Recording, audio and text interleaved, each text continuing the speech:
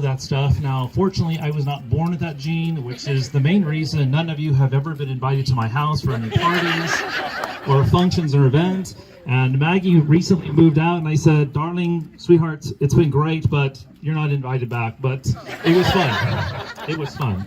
Now, the party planning gene also runs big time on the Solis side, and specifically with my primos on Hatton Street. And yes, exactly. The girls and I love to go to their Super Bowl parties, and the food is unbelievable. In fact, we were recently there, and as I was having the amazing food, I had a special guest appear. And let's look at the shirt, please. My apologies. You're not going to believe this. On Hatton Street, Maggie showed them, the Virgen de Guadalupe showed up. And I said, Holy Mother, thank you for being here. And Holy Mother said, tell me, what do you think about Ernie's bacon-wrapped poppers? Aren't they great? I said, what about Javi's ribs? I said, they are divine. And since the Virgen was there, I said, how's Jesus? How's everything? And I said, I've been praying to him about my property tax situation, and I haven't really heard anything. And he said, well, he's been busy with famine, climate change, and the thing in Ukraine. And I said, okay, well, what can I do? So, but before he left, I said, Virgen, my cousin Raul and my prima Rachel, their numbers are hitting, and my car payment is coming up, and if you could help me with the spread for the fourth quarter, I'll share the numbers with Diana. And the Virgen said, ask and you shall receive. But you need to explain why you have not been to church in 20 years. Now, I was told that there's 105 people here this evening, but there's actually 8 more souls joining us this evening. So, I have a picture here of my Tío Raúl and my Tia Gloria, and they were the ultimate party people at the Super Bowl parties. And a round of applause. Yeah. And my Tia Gloria taught me the most beautiful way to say I love you in the Latino vernacular. And when I would walk in, she would see me and say, Mijo, come on in, grab a plate. Like, can you think of a better way of saying I love you? I can't. And my Tío Raúl and my father shared many characteristics, and one of them was, in many ways, I was thinking about this, they were like oak trees, right? Solid, firm, dependable, but rooted in this deep love for family. I mean, super, super deep. And what Tío Raúl would do at these Super Bowl parties is he would come over and he would see me as I was about 90% finished, and he would always ask me about my parents. He would tell me how great the girls were doing. And then he would say, Ernie just came in with his lobster thing, and I think it's time for another plate. And I said, Theo, I think you're right. Now, the other person joining us from above is my primo, David. And I have a weird theory about David. My theory is that he saw what a great time we were having. He said, we really need a good party planner up in heaven. And he called him up, right? Yeah. A round of applause for David. Yeah. Yeah. So we're going to pass this picture around. So if you need a physical representation of those two joining us, here it is. So this evening I wanted to talk about 3 specific reasons my father is so beloved by us in his circle. And the first one has to do with him always being there for us.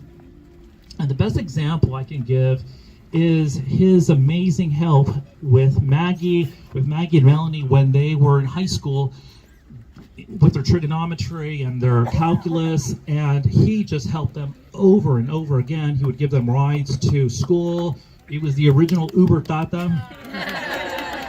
And there was, I remember one story where Melanie had to learn this mathematical problem, and she did it longhand, right? He taught her how to do it longhand. The next day she went to school and she found out that you could actually use a calculator, but she had learned it the long way of doing it, and she didn't have a calculator, so she passed with a great grade. And it was his determination helping them via text and everything else that made this happen. So he has always been there for us. And the second gene I was not born with is the math gene, okay?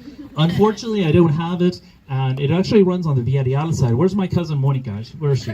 There she is. About 3 months ago, I was talking to Monica. She says, oh my God, I love math. In high school, I love math and everything else. And it's no surprise, she just moved back from Houston after living there 22 years. She's with Benchmark Realty and Benchmark Mortgage. And as a result of you being here, all of you are pre-qualified on the 80th birthday for $800,000 loans. Okay? And she'll be helping you with your apps by the pool. And don't worry about, you're going to give them a good interest rate? Good. And don't worry about the down payment, as they say in Spanish. Mi mija sabe cómo usar la computadora. Nomás picas unos botones. Now, some of you may be wondering, I think it's a fair question, Joe, why didn't you help your daughters with their math, with their calculus, with their trigonometry? And I asked Melanie, and I said, Melanie, can I help you with it? And she said, yes, Daddy, I would love that, but I really want to graduate from high school. So, but it was a very challenging situation for the girls, for Melanie and Maggie, because they had to decide which person was going to mentor them. So they looked at my qualification. They said, okay, it took Dad 3 years to get out of San Antonio College. Number two, he has a business management degree. And for the young people here, that's equivalent to having a 7th century Catalan poetry degree. It's worthless. And they had to compare my qualifications against my father, and they said he was a valedictorian of high school, number one. Number two, he has a master's degree in aerospace engineering from Texas A&M. And number three, he was an aerospace engineer for General Dynamics in Fort Worth. So, like, the qualifications are very equal. But they decided to go with their father, my father, thank God. And so, once again, it was his passion for teaching his daughters, granddaughters, math. And think about that, at 75, knowing trigonometry, knowing calculus, that is hardcore stuff. But these girls aced it. Now, number two, I wanted to share with you the second reason he is so beloved by all of us. And I have a picture here of, again, two more people joining us from above. The first person would be my Tia Beba and my Tia Lucy. Their children are here, thank God. Louder, a little louder. And you can pass that around, please. Now, several years ago, when I would visit my parents, and actually they invited me to their home, so unlike their son, right? And when I would go over there, I would always see envelopes addressed to the two of them. And in their later years, he was helping them. And this is a man on Social Security, and he was still sending them money. Now, my Tia Lucy was all about helping people. At church, at school, her philosophy was, how do we give? How do I help mankind continuously? And the same story with my Tia Beba, right? And I was in Europe for 9 months in 1993, and in 3 of those months I was in Granada, and my Tia Beba sent me she sent me 6 handwritten letters to me in Spain. And in these letters that I have here, these are the original letters, she talks about taking care of her grandchildren, talking about taking care of Curtis and Michelle, but she found the time to help me. Now, after I came back, I taught a citizenship course at a Westside Community Center, and I would have dinner with Tia Beba at Jim's, where she was a server. Same story. In these letters, in her life, it was all about giving, being there for others, and just having a passion for other people. So I thought to myself, it's only appropriate that in their later years, when they needed help, my father showed the same type of compassion and love for them. So let me go and talk about 2 more individuals. If you can pass me that picture, Melanie. Now, I have a picture here. If you can hold it real quick, baby girl.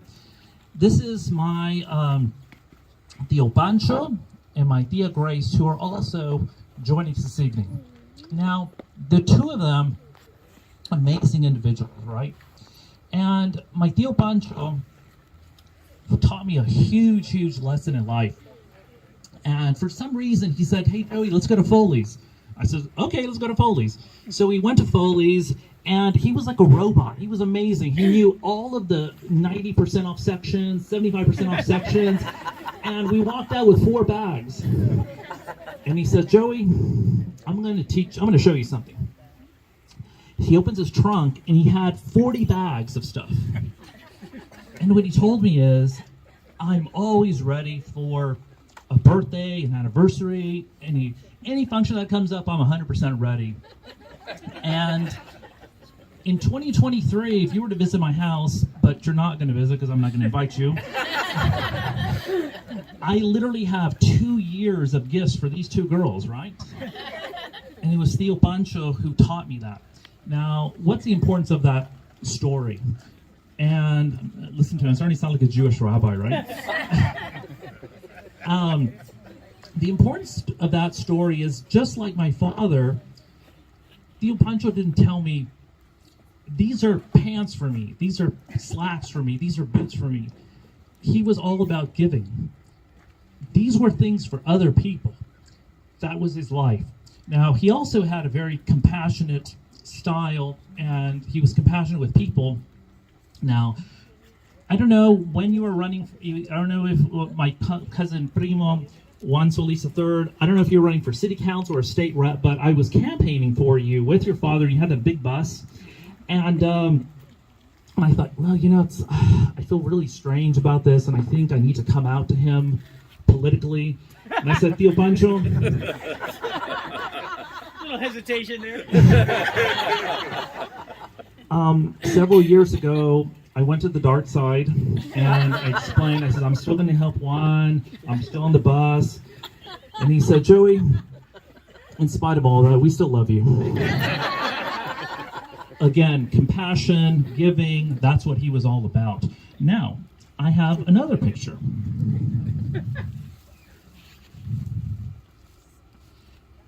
This is a picture of my godparents.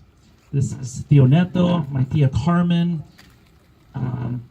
and this picture actually has Tio Rene, but Tio Rene, don't worry. Yeah, you're not there yet. Yeah. Hey. There he is. Yeah. But my dad did get an email from Dr. Figueroa, and he wants you to call Monday. I'm just kidding. So, Tio Neto, what an unbelievable human being, right? So when I made the transition out of the jewelry business after 22 years, I was able to be mentored by my Tio Neto. He was in the life insurance business, and he said, "Joey, I want you to contact this company. I'm going to get you appointed with this company. I'm going to hook you up with this company. I'm going to tell you about all this other stuff." Every 4 weeks he would call me. He would mail stuff. He was not an email guy. And he was always looking out for me, right? And it's hard to believe, but just a few months ago, I found out that my long-term care health insurance plan that he encouraged me to buy is paid up. It's paid up. So girls, you don't have to change me when your father's an old man. Just make sure that you hire pretty nurses. Now I have to say one thing about the math thing. One of the things that you feel insecure, right? You can't teach them math, so you think, maybe I can teach them some life lessons. And what we would do, this is actually a true story, by the way. What we would do is we'd go to North Star Mall, and I would tell the girls, I said, "We're going to have a life lesson today." And I said, "We can't afford SeaWorld tickets, but we can do this." So what we would do is, because I'd been in the jewelry business for 22 years, I would walk into a jewelry store with Maggie. I'd walk up to the $10,000 bracelet. I'd say, "Oh my God, that bracelet is so beautiful." And Maggie would stay right by me. And we would just wait for those magic words. And the magic words were, "Hello, welcome to Hertzberg Jewelers. Isn't that a beautiful diamond bracelet? Your wife would love it." And Maggie would walk up and say, "My My daddy's divorced. And of course the lady would turn red and we'd start laughing. And I think we got away with it 3 times at one mall. I mean, it was so bad. Now, the following week, we couldn't do it because Child Protective Services was called. And I said, she wants to be an actress. She's having fun. And so, you know, that was like a little life lesson. And Maggie, why do we not assume in life? Because you make an ass out of you and me. There you go. So if you can't teach them math, teach them a life lesson. There you go. There you go. So Tio Neto was an amazing mentor, but he also shared my father's passion for laughter. And the following story